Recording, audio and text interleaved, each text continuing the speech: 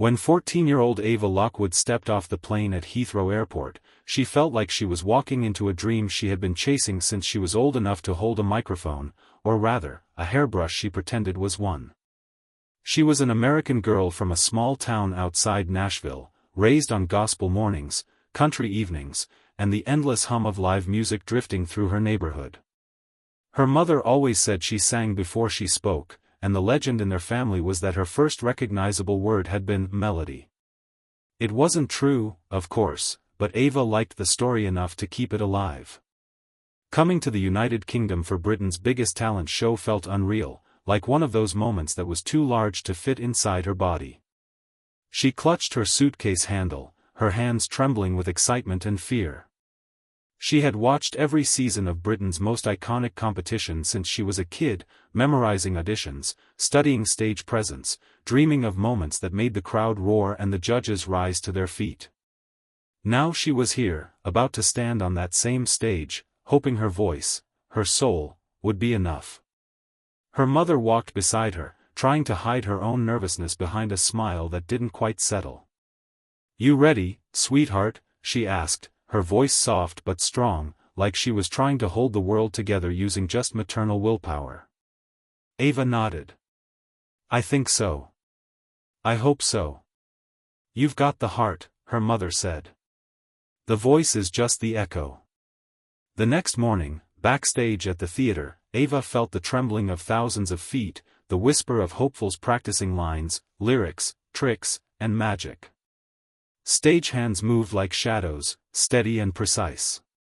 The great red and gold curtains, the enormous iconic X's, the judge's desk, everything looked bigger and more intimidating in person. She had imagined this moment 100 different ways, but none felt quite like this: the smell of stage dust, the hum of lights, the distant murmur of the audience, the unmistakable presence of something monumental about to take shape. Ava waited in line wearing simple jeans, boots, and a soft blue blouse, nothing flashy, nothing loud.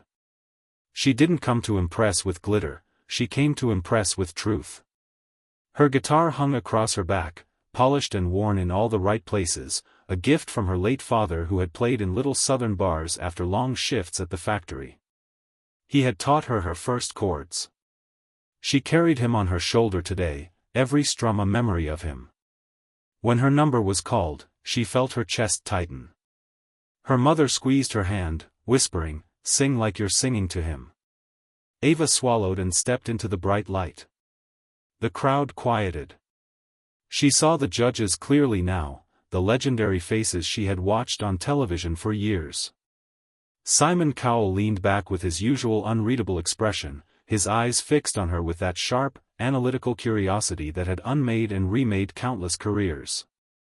Next to him, Amanda Holden smiled warmly at the nervous teen.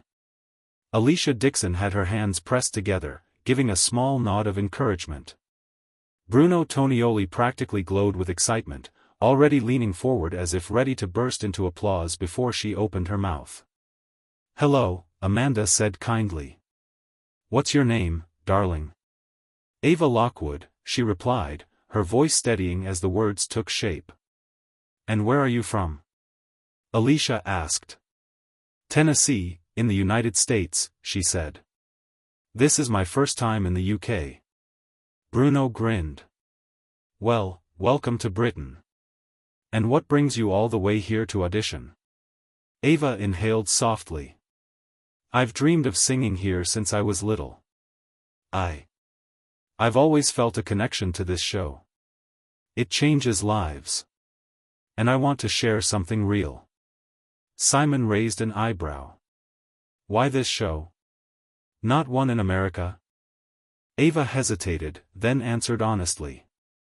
"Because there's something magical about this place. It's like the whole country opens its heart to moments. I wanted to be a part of that." Simon didn't smile, but something in his eyes softened, just barely. "What are you going to sing?" Ava reached behind her and lifted her guitar gently. "I'm singing my own version of You Are the Reason." A murmur rippled through the audience. A bold choice. A classic. Emotional. Dangerous. Amanda smiled. "Whenever you're ready, darling." Ava took a breath so deep it seemed to fill the entire theater. Then she began. Her fingers brushed the guitar strings gently, coaxing out a soft, trembling melody. The first note that left her lips was fragile, honest, vulnerable. It was the kind of note that didn't demand attention but earned it. A hush fell over the theater as if all the air had been drawn out of the room. Her voice rose slowly, warm and golden, filled with the raw ache of longing and hope. It was the sound of a girl who had tasted loss but refused to be defined by it. A voice shaped by small-town church choirs and open-mic nights, by the echo of her father's old guitar and her mother's whispered encouragement. She wasn't performing, she was confessing. Halfway through the first verse, Ava's voice blossomed, soaring higher, stronger, richer. The theater trembled under the purity of it. Alicia's eyes widened. Bruno covered his mouth. Even Simon leaned forward, elbows on the desk, studying her as if she had unveiled a secret written in sound. Ava closed her eyes as she sang the lines that always tore at her heart. She felt the tears forming before the audience saw them. She let them fall. She didn't hide. Her father had always told her that real music wasn't perfect, it was honest. When she approached the chorus, she changed the arrangement, lifting the key higher, challenging herself, pouring her entire soul into the next notes. Her voice grew powerful, almost impossibly controlled for someone her age. The crowd began to stir, their breath rising as hers did. And then she hit the high note. Not just hit it, owned it. A shimmering, soaring, crystalline note that filled the entire theater like a sunrise breaking across a dark sky. The audience erupted. A roar, a tidal wave of sound. People jumped from their seats. Hands flew into the air. Someone near the front gasped, "Oh my God." Bruno was already standing, shaking his head in disbelief, one hand over his heart like he had just witnessed something sacred. Ava continued, unfazed, stronger now, feeding off the electricity in the room. Every word, every breath, every quiver in her voice carried meaning. By the time she reached the final chorus, she was crying openly, but her voice never cracked, not once. Instead, emotion strengthened her. The last note lingered, a trembling ribbon of sound that hung in the air long after her voice fell silent. For a moment, the world was still. Then the theater exploded. Amanda stood, clapping wildly. Alicia wiped tears from her cheeks. Bruno looked like he was ready to leap onto the stage and hug her. The crowd roared Ava's name. But it was Simon who held the moment. He didn't move at first. Didn't speak. Didn't blink. He stared at her with a kind of stunned reverence, the exact expression he reserved for those rare, once-in-a-generation voices, the ones that weren't just talented, but transformative. Then he stood.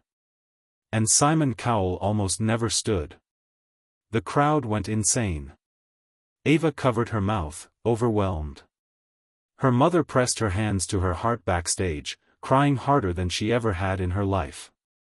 Simon looked at the other judges, shook his head as if he couldn't believe what he was about to do, and reached forward. His hand hovered above the golden buzzer. The audience sensed it and erupted into an anticipatory scream. Ava shook her head, overwhelmed, mouthing, "No way, no way." Simon pressed the button. The golden buzzer detonated like a burst of sunlight. Gold confetti fell from above, swirling around Ava in a shimmering storm. She gasped, her hands flying to her face as the golden rain cascaded over her hair, her guitar, her shaking shoulders. The crowd chanted her name. Her mother ran onto the stage, clutching her daughter in disbelief, both of them sobbing as confetti clung to their clothes and eyelashes. Simon walked toward her, and in one of the most unforgettable moments of the season, he actually smiled, genuinely, warmly. He reached out and placed a hand on her shoulder. "Ava," he said, "I've done this show for many, many years. I've seen auditions from all over the world. But what you just did, that was the performance of the season. It was pure, it was emotional, it was mesmerizing, and I think Britain has just fallen in love with an American girl. The crowd screamed, cheering the words. You don't just have a voice, Simon added softly. You have the voice. Ava cried harder, unable to speak. Her mother held her close, whispering, "He's right, baby. He's right." The judges gathered around her, hugging her, praising her, still in shock from what they had witnessed. Bruno kept shouting, "This girl is a miracle," while Amanda told her she had the most emotionally radiant voice she had heard in years. Alicia couldn't stop wiping tears from her face. Ava stood in the middle of the stage, her world transformed in mere minutes. She looked out at the sea of cheering faces, the falling gold, the blinding lights, the judges smiling at her, and felt something she had never felt before: true destiny, true belonging, true magic. Backstage later, after the chaos, after interviews and hugs and cameras, Ava found a small quiet corner where she could breathe. She held her guitar against her chest, her fingers brushing over the strings gently. Her mother sat beside her. "You did it," she whispered. Ava nodded slowly. "I felt like he was with me." "He was," her mother said, her voice breaking. "He was right there." Ava looked at her hands, still trembling lightly, still dusted with tiny flecks of gold. "Mom, everything is different now." Her mother smiled. "It was always going to be." In the weeks that followed, Ava became a sensation. Clips of her performance spread across social media with millions of views. Fans from all over the world wrote messages about how her voice had touched them.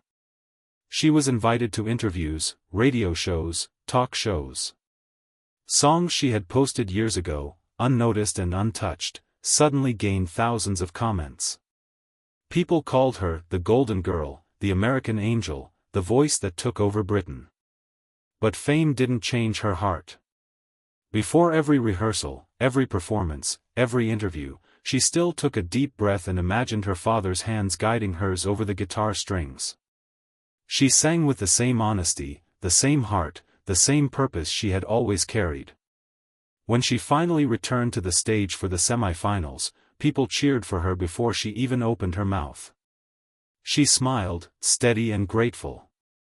She sang again, not to impress, but to heal, to uplift, to remind the world that sometimes the purest stories come from small towns and big dreams. Whether she won or not almost didn't matter anymore. She had already won something far greater. She had become a voice that echoed across an ocean, a soul who touched millions, a girl who turned her grief into gold and her hope into something unforgettable. And Britain, a country she had never stepped foot in before this journey, became the place where she discovered the full power of her own voice. Ava Lockwood didn't just sing. She took over Britain. With golden buzzer perfection.